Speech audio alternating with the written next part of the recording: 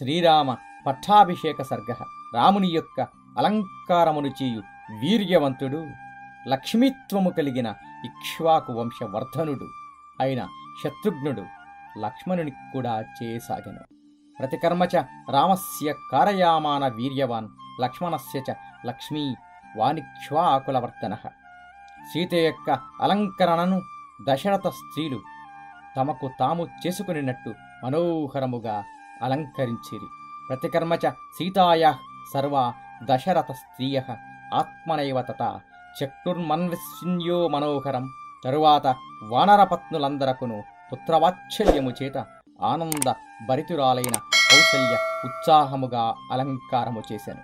తతో వానరపత్నీనాం సర్వాసామేవ శోభనం చకార యత్నాత్ కౌసల్యా ప్రకృష్ట పుత్రవత్సల.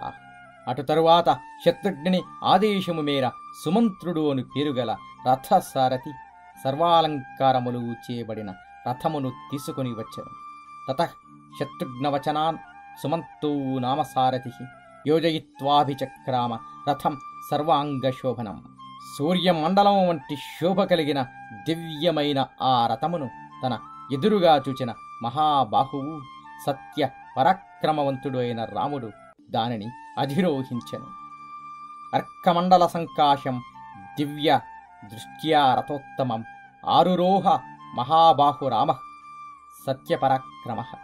సుగ్రీవుడు మరియు హనుమంతుడు మహేంద్రుని వంటి శోభకలవారై స్నానము చేసి దివ్యమైన వస్త్రములు కట్టుకొని శుభకరమైన చివి కుండలములు పెట్టుకొని సుగ్రీవో హనుమాంచేవ మహేంద్ర సదృశ్యచ్యుతి స్నాతౌ దివ్య విభైర్వస్వైద్వక్తు శుభకుండలౌ.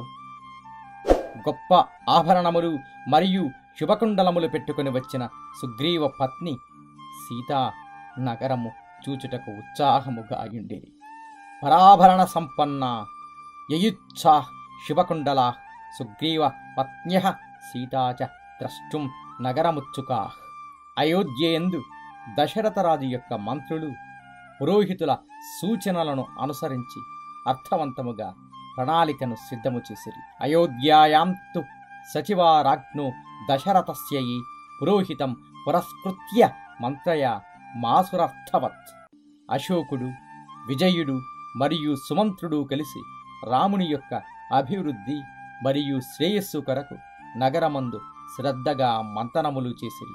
అశోకు విజయచ్చైవ సుమంత్రచ్చైవ సంగతా మంత్రయాన్ రామ వృద్ధ్యర్థం నగరస్య చ.